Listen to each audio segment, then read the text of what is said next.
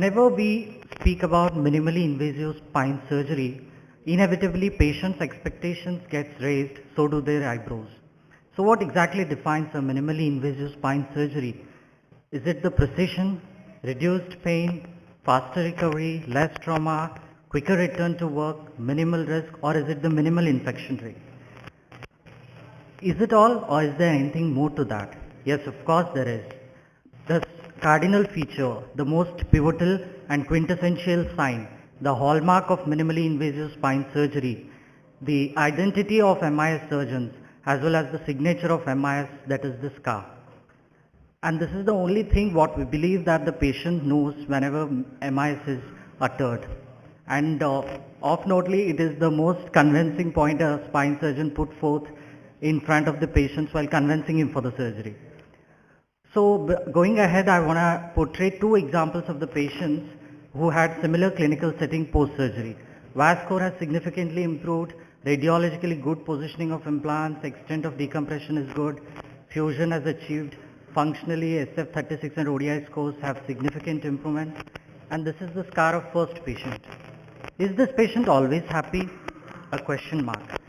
And then we have the scar of the second patient.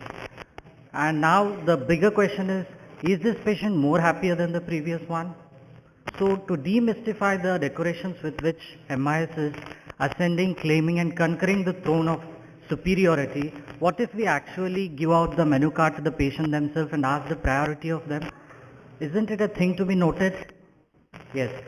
So to validate our query, we have many literature supporting us which shows that there is a mismatch between the patient's expectations and the clinical outcome.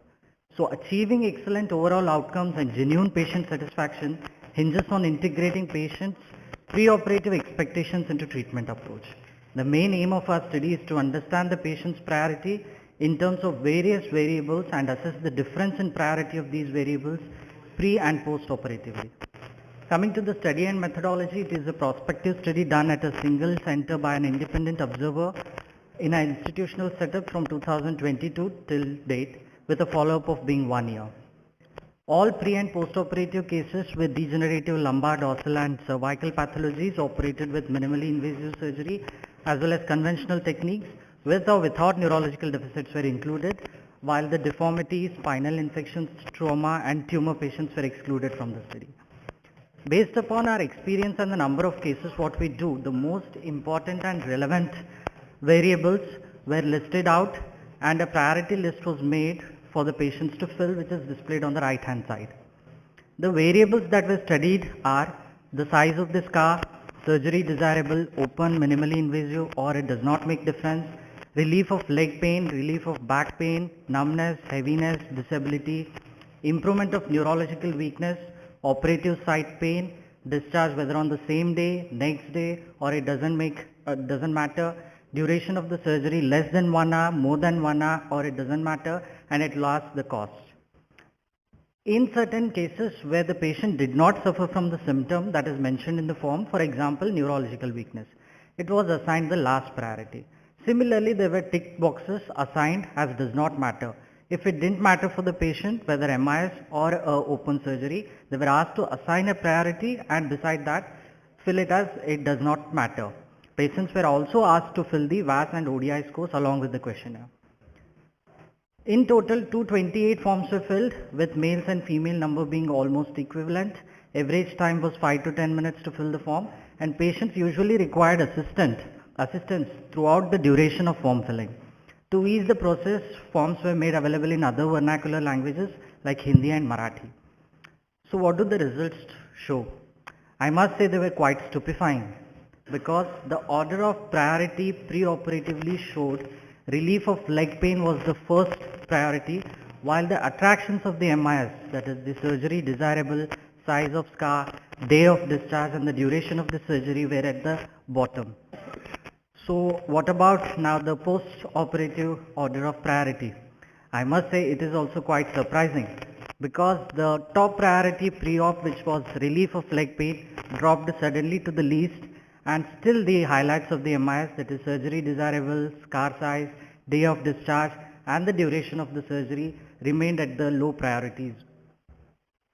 So patients were more concerned about the symptom relief than the cost and technique of the surgery. The duration of the surgery and the day of discharge are usually not of patient's concern, and they mentioned it as does not matter in their answers. Patients don't realize most of the times that their primary symptom has got resolved with the surgery and it does not become their priority post-operatively. In patients, it is interesting to know who had a neurological deficit, it was their prime concern both pre and post-operatively. And patients, on a lighter note, I want to say a saying that money makes the world go around. So in patients who underwent MI surgery, they usually place the surgery desirable above the cost and gave priority over the open surgery, while patients undergoing open surgery, they place the cost above the surgical technique and mentioned that it does not matter in their list. Now the burden of the discussion mainly falls on the patient's expectations because there is proportionate rise in that with the advances in spine surgery. Scores like ODI and SF36 does not take into account most of the patient's subjective concerns. So pre-operative counseling is the key to bridge this gap. Medico-legal considerations nowadays are quite pertinent.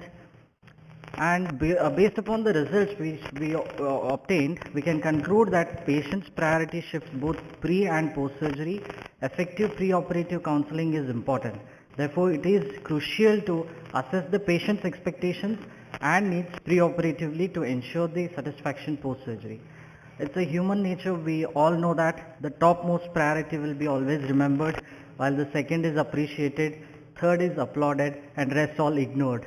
So as a whole, we can conclude that size of the scar was never a concern of the patient pre and post operatively, as Dr. Rajsekharan has said during the oration also, that none of his patients ever asked about the scar size. So that is the one thing. Priority always changes pre and post operatively, and then priority list has to be incorporated in every patient. As a whole, I can say is that ironically, the focus of the patients should be shifted from the scar to the overall outcome of the procedure, as well as quality of life has to be improved rather than making them get attracted towards these things which promote the MIS, as well as one needs to consider the pre-operative expectations to get satisfactory outcomes post-operatively. Thank you.